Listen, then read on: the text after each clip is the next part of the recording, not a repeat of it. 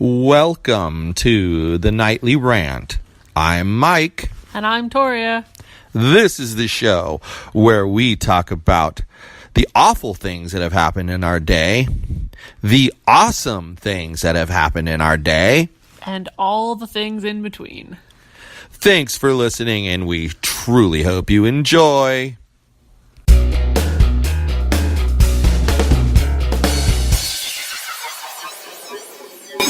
Thank God it's Friday.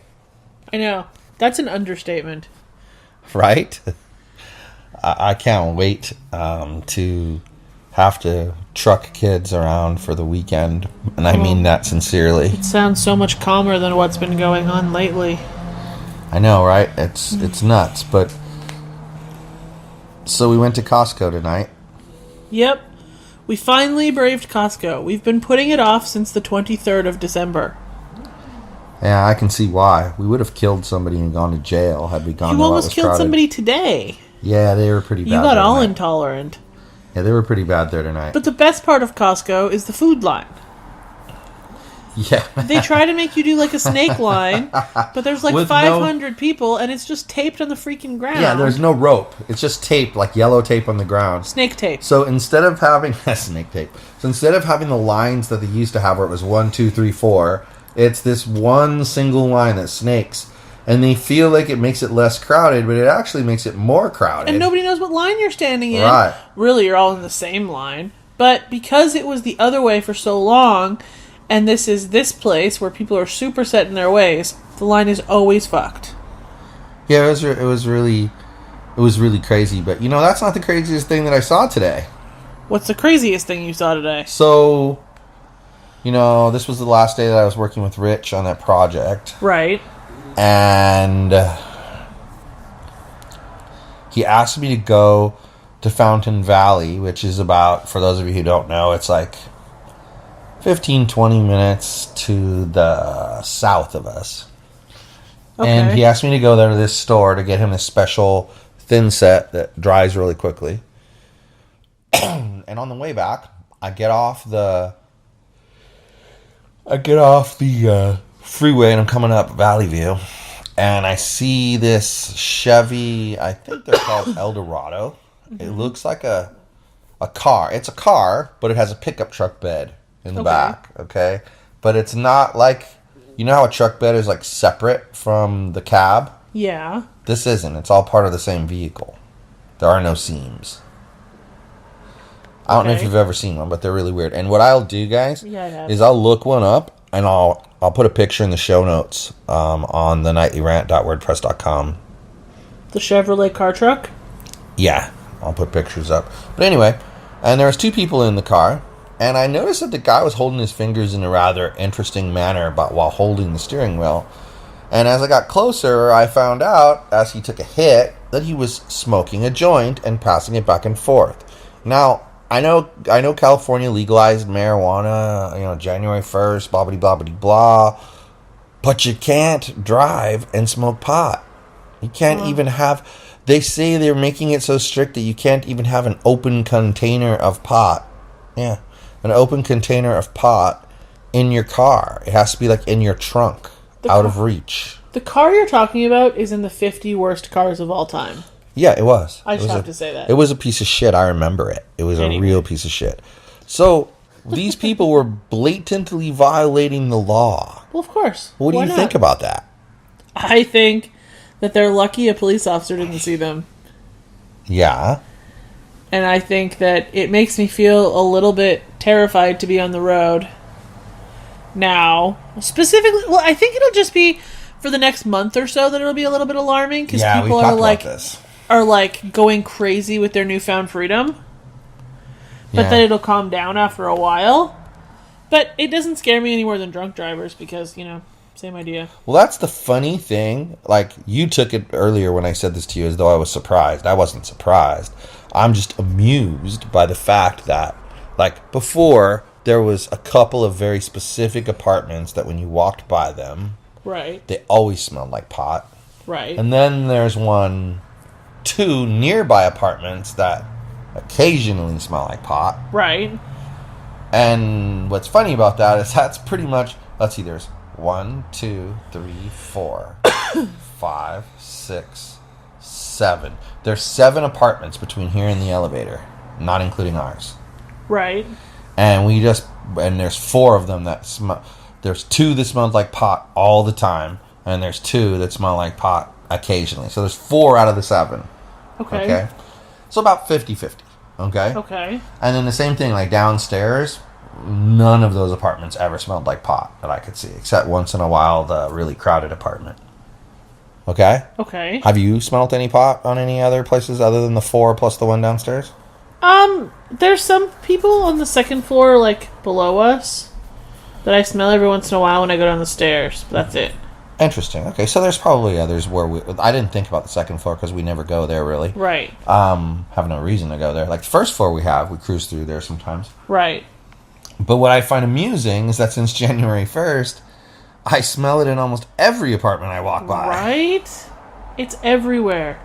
It's literally everywhere. The entire apartment building smells like weeds. The marijuana users have come out in force since January 1st. Yep. Go them. It's just funny. I found it really amusing. But then, I guess I can't say I blame them, though. who here thinks... Yeah, they got their freedom now. But see, who here thinks that Trump is waging war against California? Well, I definitely think that. I said it earlier. I mean, you said it too. It's no coincidence that California, the state who has been opposing him and being super douchey in his general direction since he was elected, legalizes marijuana on January 1st, and then all of a sudden he goes back on one of his campaign things and says... Yeah, and says, oh, we're going to enforce the targeting. marijuana laws and target the dispensaries and such. Yep. And then I was reading a thing, for those of you out there, that partake, you're going to want to know this. It says that more than likely the federal government will not actively pursue users because they're not going to waste precious prosecutor time on, getting a suspended, sentence. You can be on probation kind of a thing. Right. They're not going to waste their time on that. But they said that you need to make sure you're up on your state's laws and that you only have in your possession what you're legally allowed to have in your possession, et cetera, et cetera, et cetera, because there is the possibility of one day them deciding to completely crack down and having the DEA, raid a dispensary. And if you happen to be there, initially they're going to check you out. If you don't have Right. anything on you, or if you were just buying from there, and it's within the state's legal limits, then they're going to let you go. Okay. But if they find out that you have an ounce of this kind of flour and a half ounce of that kind of flour and a quarter ounce of that kind of flour, well, you're only allowed an ounce. So too much. you're going to jail. That's what they're saying. You're going to federal jail.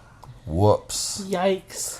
So just know the laws, be familiar with the laws, and then don't break them. That's all. That's the key. Well, yeah, that's pretty much all you can do.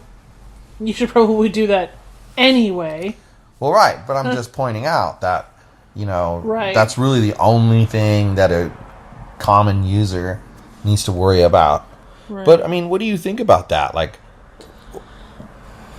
I think that it's crazy and ridiculous. I mean, for the federal government to be basically waging war on a state because their governor is a jack of all asses is It's stupid. asinine. Yeah, I agree. And you want to know something interesting? So they were talking in this article about how the prosecutors in various areas are reacting to this. And Colorado's guy said, nah, we're not doing anything different than we've already been doing, so we're not going to change our rules. Then some guy down in San Diego, first of all, get this. Remember Parenthood? Yeah. What was the guy who was married to Christina? What was his name? Adam Adam what? Braverman. Well, the prosecutor quoted from down in San Diego in the U.S. Attorney's Office name was Adam Braverman. What the hell? I had to do that. I had to read that twice. What? But it would have been funnier if he had been in the Berkeley area. That would have been funnier. Then I really would have laughed. But that's crazy. Wow, yeah, his name is Adam Braverman. It tripped me out. But he basically said that they were going to consult with other areas like Washington and Colorado and see what they're doing and perhaps follow the same suit. So if that's the case, California would be okay because the Colorado guy said he's leaving it alone. Right. And I personally think Sessions... Well, I'm going to ask you first before I say it, because I talk a lot lately and you don't talk enough. So I'm going to make you talk a little bit. Well, we've been talking about you topics lately. Tell me what... Hey guys, one thing I'll tell you, we always talk about what topics to have, and I just want to make a point because I didn't like that comment that she just made, and so I'm going to make the point that every single show I ask her what she wants to talk about, and every single show I get the answer that's typical of people in this household other than me and the dog. I don't know.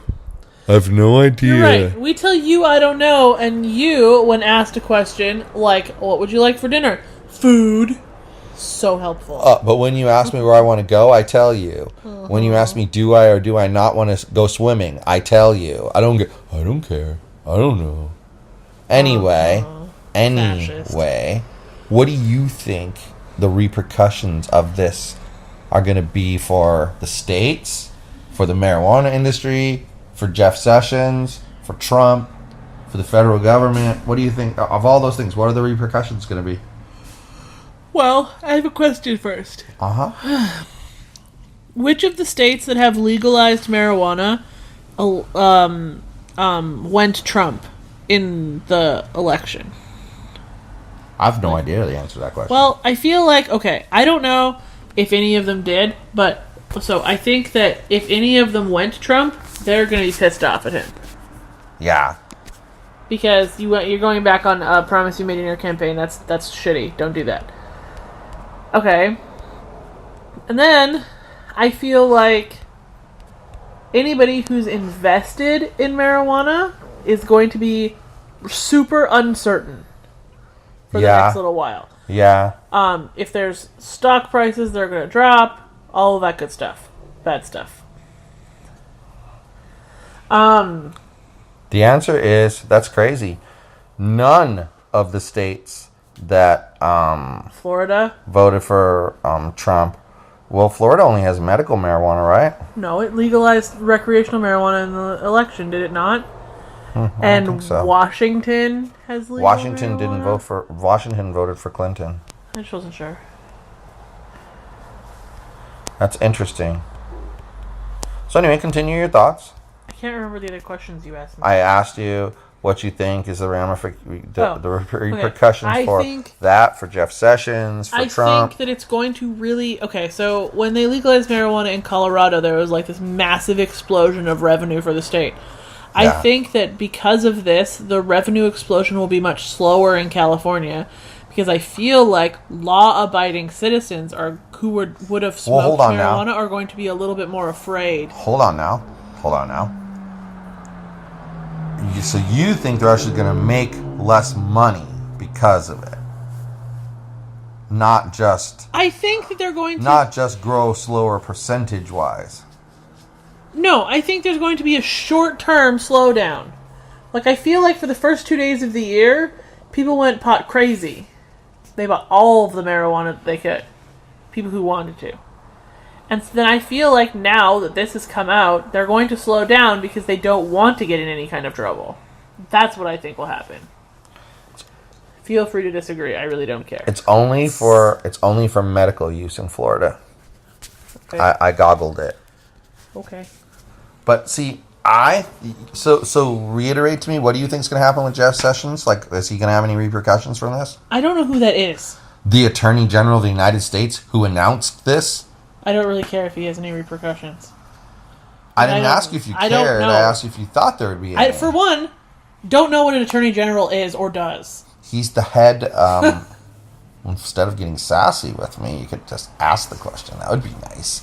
He is the head law enforcement officer in the country. He is the head over the Attorney General is like the Secretary of the Department of Justice. So he's the leader of the Department of Justice. So the FBI answers to him, etc. Got it. And the U.S. Attorney's Office answers to him, and they're the federal prosecutor. And they answer to him. I have no idea if there'll be any repercussions for him. I think that he was already on shaky ground to begin with because he's been caught in lies about certain things. I think he will be removed from office. I think he will be asked to resign or he'll be fired.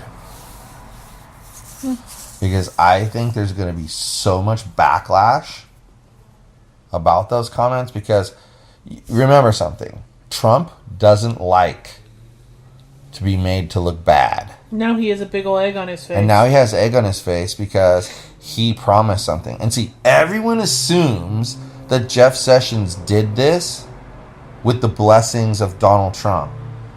There's no guarantees of that. But we don't know for sure that that's true. Even if Donald Trump says in an interview that he backs him, it doesn't mean he really backed him. Right. Because, I mean, and I'm not saying that because Trump lies. I'm saying that because that's what presidents do, is they say they don't give you all the info that they really have at their fingertips. They hold back. They play poker. I looked up the states that legalized marijuana in the last election. And for recreational use, and it was California, Massachusetts, Maine, and Nevada. Okay. I don't think any of those. And none of those would have voted for Trump. None of those would have voted for Trump. So anyway, I think that I personally believe that Sessions did this on his own. Okay. And you don't think this is a Trump thing? No, I think he did it on his own. And I think because of that, though, it's Trump appointed the guy, so he's responsible for the decisions that he makes. Right. And I think that his people who voted for him, who this was an important issue to them, they are going to be pissed. Right. And then Trump doesn't want to look bad, so he's going to fire Sessions for making that and reverse the order later. And I actually think that ultimately this is going to force Congress to actually act. Because think about this, okay? In this country, like, okay, in Canada, what would you do as Canadian citizens if you wanted to change the law at the country level? What is that called? Federal? Yeah. Okay, at the federal level, I'm not sure what everybody calls it different things. One place it's imperial, Japan, it's imperial. Interesting. I think the answer is yes to this. Does each province have like its own sets of laws? Yeah, it works exactly like it does here. So each province is like state. Uh-huh. Okay, so what would a province do if it wanted to, let's say, make pornography legal? Whatever. I don't know. That's a stupid one because it already is legal. I don't know. Just say marijuana? They want to make I wouldn't say marijuana because the country's going to make marijuana legal, so that'd be a stupid comparison. But what would they do if they wanted to make, like, widgets legal and they were illegal at the federal level? How would they get the federal government's attention? Like, what's the approach that you would use? Call your representatives and harass them endlessly. So you're saying that, and this is not a sarcastic or facetious question, I'm trying to get to a point. So you're saying that your government would care what the people think and could potentially be swayed to act on it based on what the people say? I would think so. Okay. Yeah, you'd expect that, right? Because it's a democracy of sorts. Okay. And if they didn't, they wouldn't get reelected, I suppose. Exactly. And they would elect someone who would act on it. So eventually it would be dealt with. It may take 4 years, but it would work itself out. But that's how people have their voice in this society like this, right? Okay. Well, I think that what's going to happen is that they're in a quandary. Okay, Congress is in a quandary. Who did you say just legalized marijuana? Maine, Massachusetts, Nevada. I can't remember the last one. I don't remember the last one either.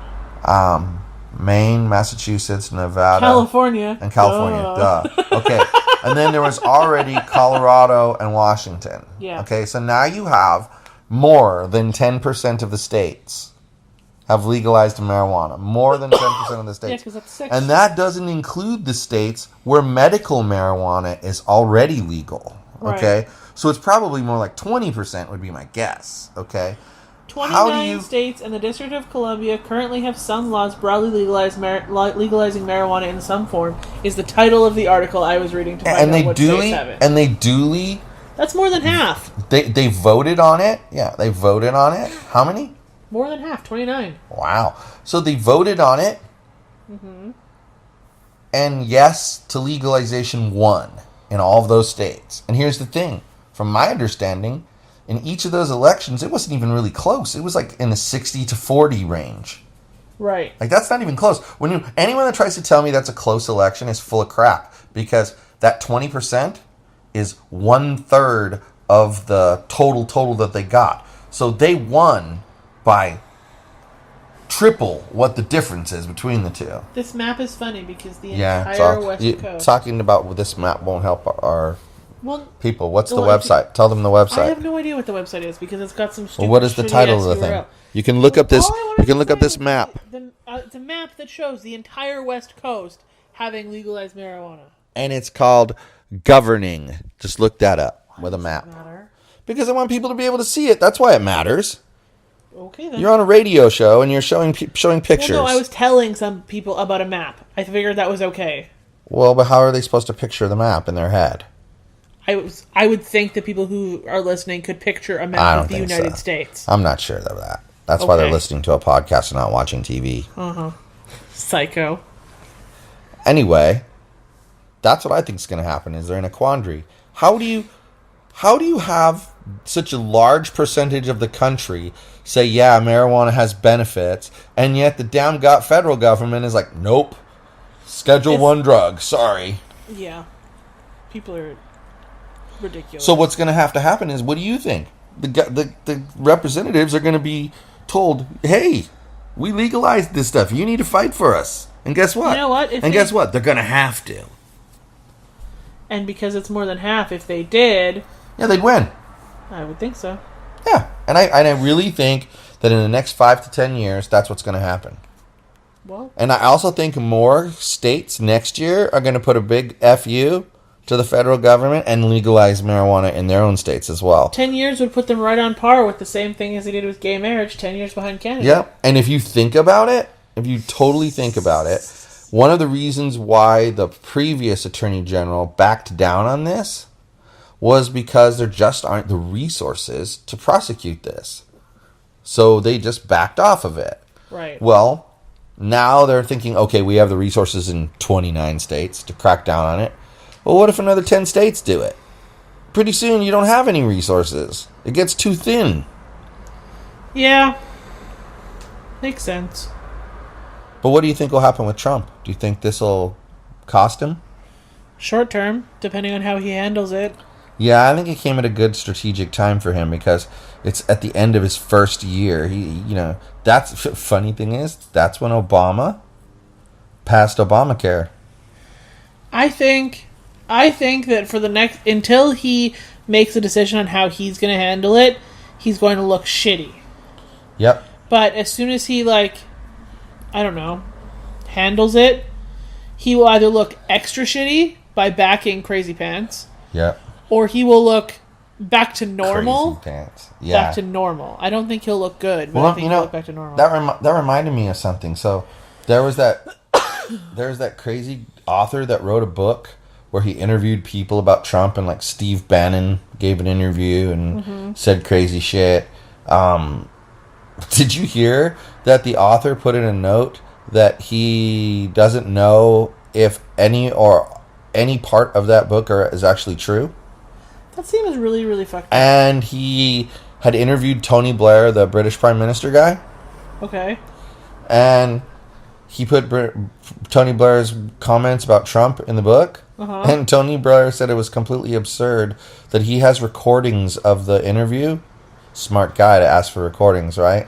I say that's brilliant. Or take his own recordings. He has recordings of the interview, and to prove he never said any of the things that are on there. Wow. And he sent a cease and desist order. Wow. That's crazy. So now we don't have just fake news out there in the media, regular media. Now we have fake news in books too. That's horrendous. Well, and you want to know why I think fake news in books is far more dangerous than like fake news on CNN. Long term. Yeah. 10 years from now, that book could still be there. Yep. People are going to read it, and guess what they're not going to have in context of? What really happened. Right. But, like, if CNN publishes some stupid story that's bogus... It goes away. It goes away. An hour. Yeah, it just goes away, and no one remembers it next year. So, I don't know. I think that, it's funny how the media jumped all over it, and, you know, it's further proof of collusion with Russia, blah, blah, blah, blah, blah, blah, blah. It's ridiculous, and it all turns out to be false. I don't understand what the point is of publishing this false bullshit. Like, do you not know that you're going to get caught? Seriously. Right? Well, and then to try and pass it off by saying, oh, well, I'm not sure. I put a note in the book that said I wasn't sure if... You blatantly lied. Yeah. Let's be real here. Exactly. Come on now. It's crazy. People are freaking idiots. It's totally crazy. Look at the dog sleeping. He's just like fast asleep. He's dead. Poor dead dog. And then today, guys, Parker the cat. And by the way, he has an Instagram called very similarly Parker the cat. But Parker the cat was staring down Mitchell. Because he wanted more beef. He would not leave Mitchell alone. It was the funniest thing ever. That cat is cute. More beef, more beef. That's Morbid? what Parker was saying. Morbid. No, more beef. Morbid. You're morbid. Yes, I am. You are right about that. And more beef. Anyway, goofball, what else do you want to talk about? You had a couple things you wanted to rant about, so... No, I only wanted to rant about the stupid Costco line. No. And I successfully ranted about the Costco line. I'm just going to say one word, AirBNB. Oh, Patrick! Dun, dun, dun! See, people, sometimes you got to prod her. I forgot about Patrick. I don't know how I forgot about Patrick. So this guy... Not this guy. Who has a name. Some other this guy. And his name is Patrick. His name is Patrick. Not SpongeBob's Patrick either. Well, he looked a little bit like SpongeBob's Patrick. Wow, that's interesting. Kind of a cone head. Anyway. I like it. Rents an Airbnb for 40 days. Call it 40 days. And he checks in. Who does that? Okay. Well, the minimum is 30, so they're long-term Airbnb rentals. Okay. Anyway, so he rents. I didn't know there was such a thing, but okay. Rents this Airbnb, and he gets there the first day. And this is the host's bad. His room was not tidy because one of the other tenants in the house is a jackass. Anyway, so then he switches to the other empty room in the house. It's all made up, no big deal. Well, so the next day we get all these nasty messages from him saying that there was crumbs on the kitchen counter. Well, keep in mind, 5 other people live in this house. Right. Crumbs on the kitchen counter. Somebody was on their phone later in the evening. It was keeping him awake. And there was something else that he was all butthurt about. Okay, stop. I want to ask you a question. Did at any time anyone say to him, hey, there's 5 other people in the house. Why don't you find out who left those crumbs and go ask them politely not to do that anymore? Oh, and hey, if you know Allow me to continue. And hey, if you know who was on the phone, go talk to them and politely suggest that they be more quiet once everyone's asleep. Continue. Well, if you'd hold on and allow me to continue, when he complained, that is exactly what said host said to him. It's a house with multiple other people. There's going to be messes once in a while. I suggest you just ask everybody to be a little bit cleaner. You know, roommate situation. Yeah. Don't be so passive-aggressive, you psycho. Anyway, so then, bro gets all butthurt and decides he's going to leave. Well, the cancellation policy of this host is you need to let him know at least 5 days before you check in that you're canceling, or you don't get a refund.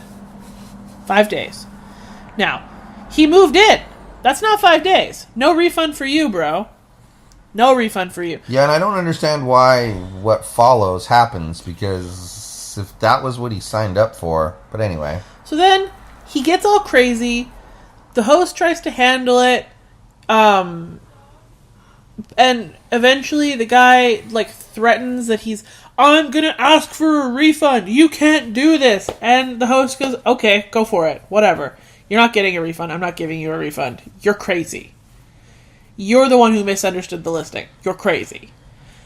Okay, so that's all well and good. Bro asks for his refund. The host contacts Airbnb, tells them the entire situation, and Airbnb threatens to deactivate his Airbnb account completely. Which makes zero sense since Airbnb allows the hosts To set their own cancellation policy. Because if they don't like that cancellation policy, they should have forced people to use theirs.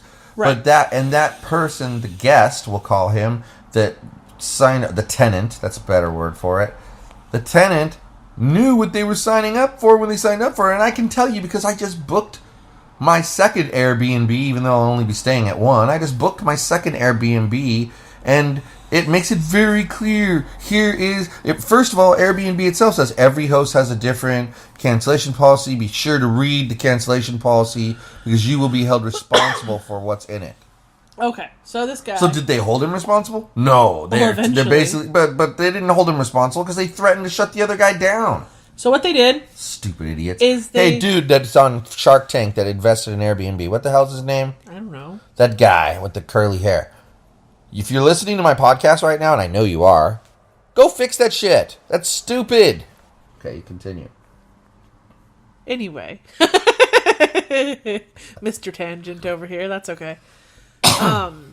So Airbnb threatens It's my job to interject a little bit of humor while you're telling your story. So that's what I'm trying to do. I'm gonna poke you. So, you're holding it really close to my face. That's what he said. I'm offended. Stop it. You're making me forget where I was, butthead.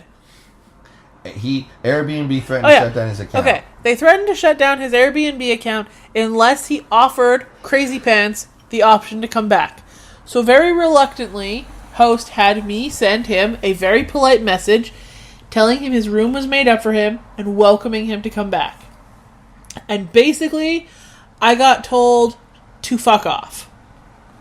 Basically, yeah. There was no basically. That's what was said. I was told to fuck off. You didn't tell me that. I would have hunted this. I would have hunted this Patrick from Newport Beach down and taught him how to treat a woman. He was more polite to me via Airbnb. The fuck off was said to the host over the phone. Got it. Patrick from Newport Beach. Anyway, okay, so then I contact Airbnb. They give me the runaround, and then we can't continue the previous support ticket because it's already been handled. And I was like, nay. Either open the old one or make me a new one. This is crap. Why do I have to hold this room open for a bro who said these things and is never coming back? I love when the business process gets in the way of real world. So we can't do that. Why can't you do that? Our computer won't let us do that. Yes, it will. You're the one who tells the computer what to do, not the other way around, moron. When have you seen a computer with a hand reaching out of it, guiding your hand on the mouse? I've never seen it personally, and I've been involved with computers for 30 years. Anyway, yeah, that's what I've said to people before, too. So I did on the phone one day. The lady told me, well, we can't do that. Our computer won't allow it. And I said, really? So the computer controls what happens, not you? You're not the one entering the data into the computer? Well, well, of course I am, but exactly. So your computer will do whatever you tell it to do. Thank you. Continue. Anyway, so I got all irate with the Airbnb person. She probably didn't deserve it, but she deserved it at least 1%. And she eventually opened a new ticket for us and guaranteed me I'd hear back from her by Tuesday. I think it was Tuesday. Okay. I did not hear back from her on Tuesday. But then... You know what you just reminded me of? I haven't heard back from UPS about that missing package. You're going to have to give them a ring. Yeah. Anyway, so then we get some great news. Airbnb sided with us. Suck it, Patrick from Newport Beach. Patrick from Newport Beach. He didn't get his money back. He loses. How much money did he lose? $1,200. Can you imagine people? First of all, did he try to say that he thought this was a single unit or something like that? He thought it was an entire apartment. But if you look at the listing, it clearly says room, and then it says A7B. What an idiot. Patrick from Newport Beach. That's who this idiot is. Patrick from Newport Beach. If you're Patrick from Newport Beach, send us an email at podcast@fitnessexpose.com. I want to have you on the show. Patrick from Newport Beach. So that's the whole story? You lost $1,200. Yeah. But anyway. What kind of moron does that? I don't know. I really don't know. But the real moral of the story is people who choose to rent like long-term places from Airbnb, and really basically you get like you pay about the same as you'd pay for an apartment if you rented it through a leasing agency, but you can do shorter than 6-month terms. Right. So these people are crazy.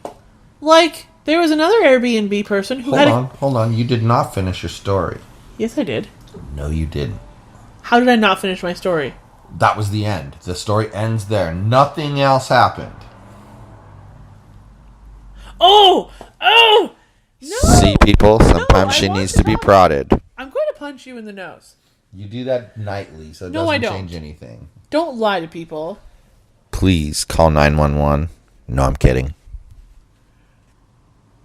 I don't want to talk to you anymore. Anyway. You're not talking to me. You're talking to them. So these Airbnb... That's not what this is. This is us talking and people listening in. Let's go. Fascist. I want to hear the rest of your story. Okay. No. I have a segue first. Anyway, these Airbnb people are crazy. They leave negative reviews for not having enough towel racks. What? Why did we get a 1-star review? Because there wasn't enough towel racks to accommodate your 19,847 towels. Anyway, so Airbnb's big on reviews, right?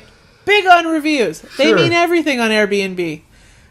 Airbnb sends us an email asking us if we'd like To review Patrick from Newport Beach. I love it. Yes. So Let me guess. Patrick got -5 stars. I think if that would have been able to happen, that's what would have happened. The Curly red-haired dude on Shark Tank that I can't remember your name. You need to fix that too. Facebook guy?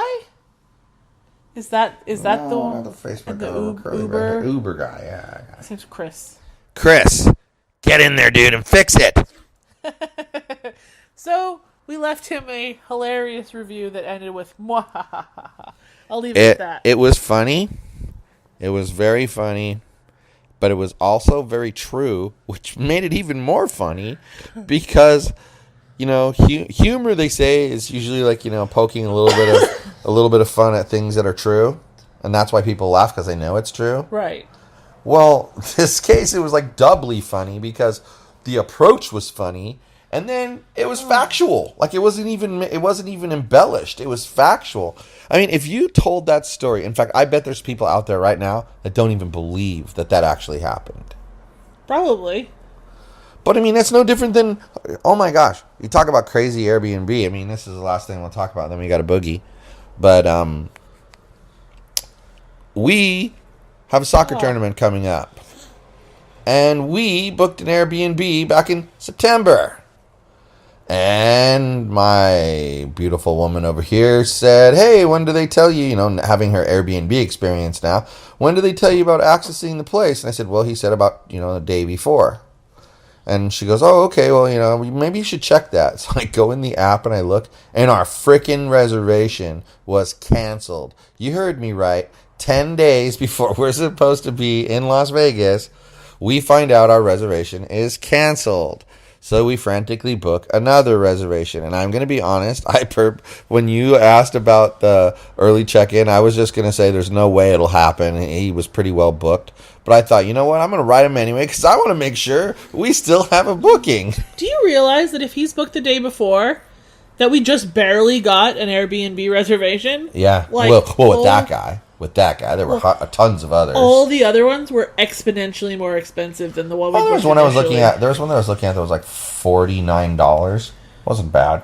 Oh, I filtered out the ones that were just rooms. And then it went... It wasn't just a room. There was the one we got. And it wasn't just a room. It was a whole condo for $49. What I saw one on bedroom mine was that one, the one that we booked.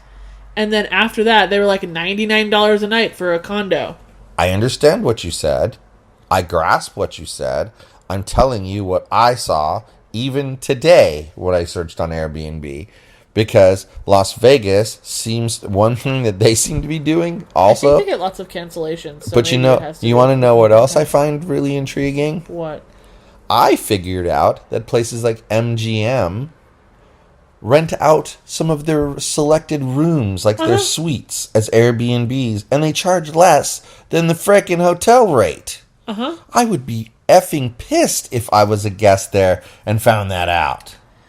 It's just like, okay, so if there's a hotel room on floor 39 and a hotel room on floor 38, they're the exact same shape, they have the exact same furnishings, you can get one from Travelocity for $80 a night, and then if you booked it through the hotel, if you booked the other one through the hotel, you'd be paying $140 a night. Like, it's absolutely ridiculous. Okay, but who's making the money off of that room?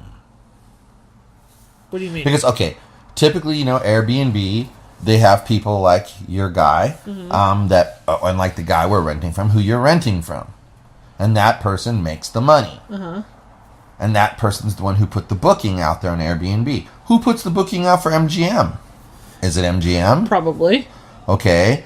So why does it behoove MGM to charge less for a room? Because they're probably more expensive rooms, or they're hard to rent rooms. So you're saying that you think it's one of those situations where better to have something coming in than nothing. Yeah, it's why hotels' rates are way lower on a Wednesday. I would agree with that. It's kind of like what we were talking about when we were doing our strategic planning for our business. Right. That there's less revenue in December. Well, and how we talked about how we need to be able to be more agile with like billing rates and stuff like that in order to meet the customer where they are. If you were to take a particular hotel and like watch their online rates, or even look at their different online rates on like hotels.com, and you'll see it'd be like $82 a night here, $98 a night here, $127 a night right here. I understand. So but in those cases, it's because Expedia calls up MGM and says, I know that there's going to be a soccer tournament in town. I'm going to buy up 100 rooms at the $80 a night rate.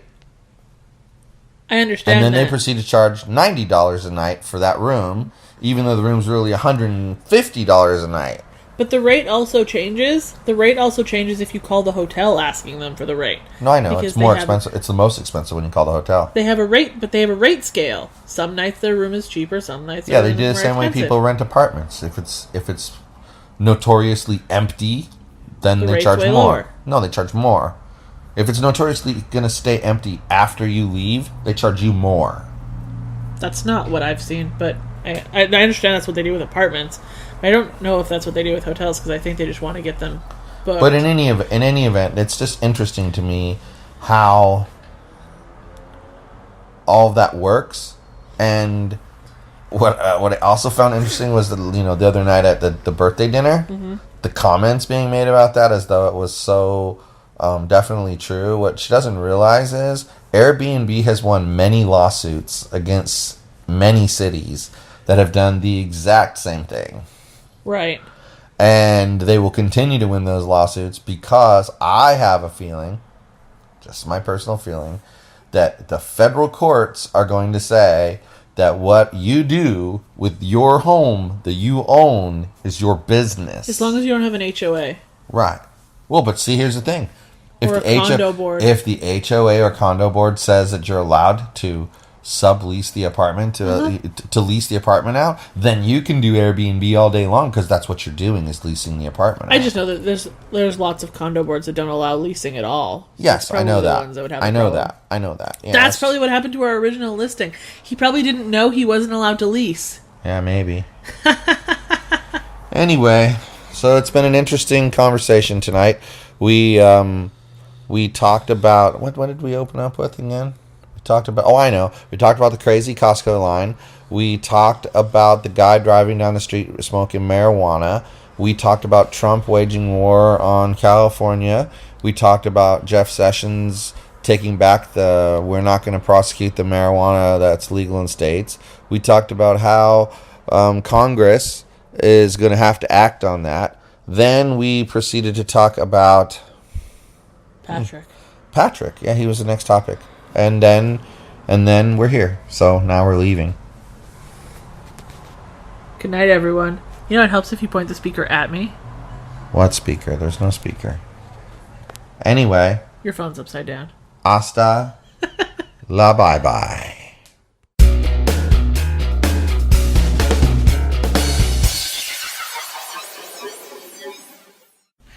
Hey, this is Mike, and I just wanted to tell you that if you enjoyed the show, and I truly hope you did, you can subscribe on iTunes or Google Play and not miss a single episode.